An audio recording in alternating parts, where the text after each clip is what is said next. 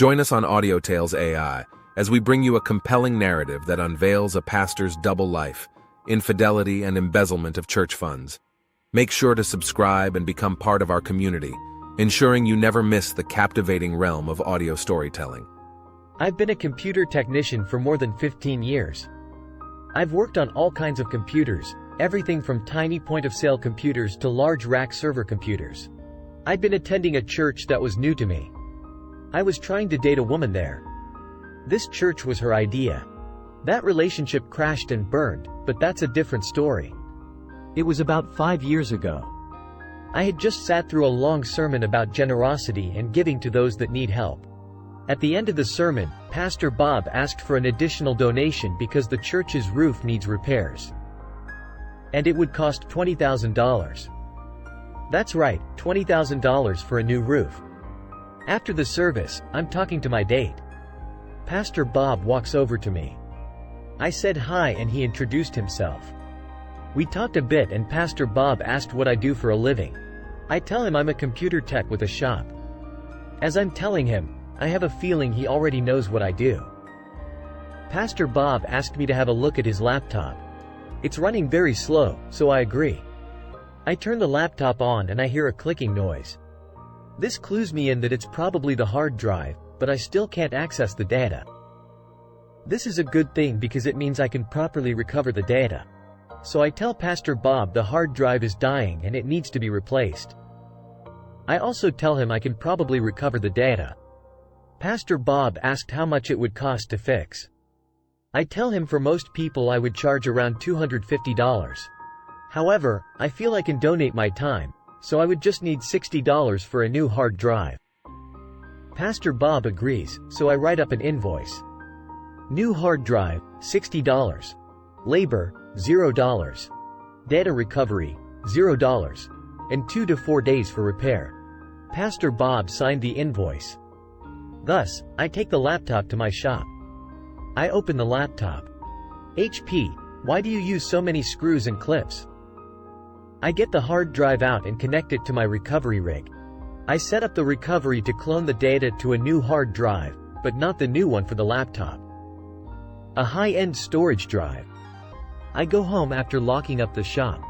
Next day, Monday, I open the shop and check the recovery rig. It's working, but it'll take at least 10 more hours, so I start work on the other tickets. Then at closing time, I lock up and go home. Next day, Tuesday, I've had Pastor Bob's laptop for 2 days. I open the shop and check my recovery rig. The good news is that the recovery completed 100% data recovered. The report says the hard drive developed to many bad sectors. Now I have a choice to make. I could put in a 1 terabyte hard drive or a 120 gigabyte SSD each for $60. Or I could pay some money myself for a 240 gigabyte SSD for $100.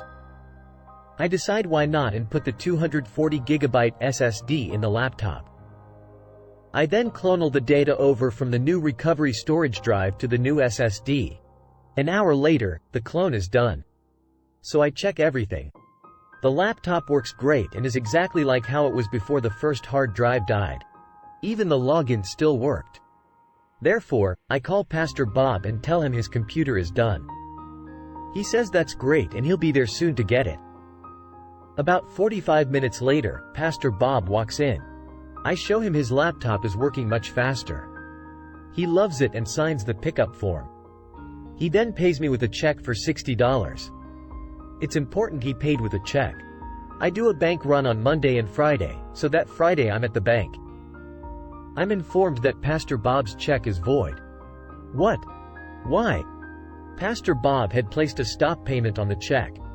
Consequently, I called him and he ignored my call. I go to church on Sunday. Pastor Bob gives a sermon about not lying. I walk up to him and he avoids me. So, I leave and decide I'm going to write it off. I spend $100 and some time to do something nice.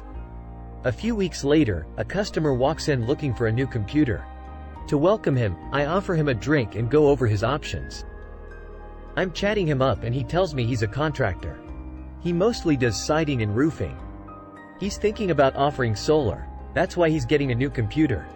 I ask him how much a new roof costs. He says, up to about $10,000. So I ask him why someone would say it costs $20,000 and he had no idea. I thought it was strange, so I asked about the church. The contractor said that would have been simple and around $5,000. And he could probably do it for less. The contractor buys a nice new laptop.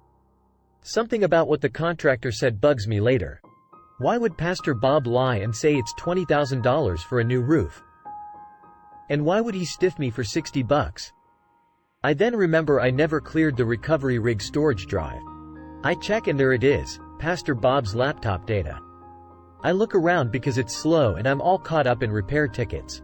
He had all of his logins stored in a folder on the desktop, including his online dating login and online poker. Did I mention Pastor Bob is married? I start printing his online dating messages. I look back and find Pastor Bob has been passionately hugging several women from his online dating. He'd been paying for his dates from the church's donation fund. I'm getting angry now. Then I realized that he had passionately hugged the woman I was dating when I was dating her. It was then I decided to break Pastor Bob.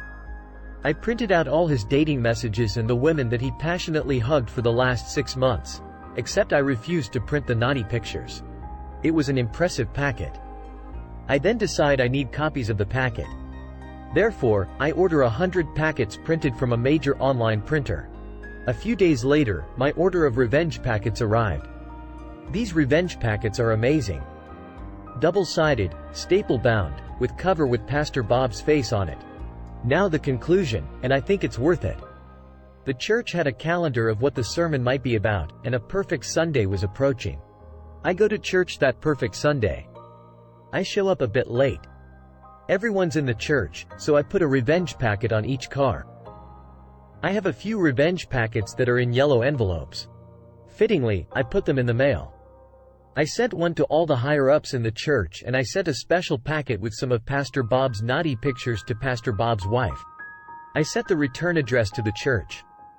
I also emailed a bunch of people the revenge packet from a burner email. A couple of weeks later, I went back to the church. Pastor Bob was gone, so was the wife. Several of the women were also gone, including the one I was dating. I asked one of the important people there what happened. The answer was amazing. I was told about the revenge packet and how everyone had gotten on the day my revenge packet appeared. The sermon Pastor Bob had given was about the evils of adultery and cheating on your wife. Thank you, church calendar. The fallout. Pastor Bob was fired and shunned. Multiple women from the church have not returned, including the one was dating. Pastor Bob's wife is divorcing him, and she's the one that owned the house and cars. No longer a pastor, Bob is now being sued by several people, including the one that fixed the roof. He never paid any of them. There were also rumors of a criminal case for embezzlement. No one has seen Bob in a while now. The church might close if they can't find a new pastor, but the church's money is very low. Apparently, he also spent over $30,000 on online gambling.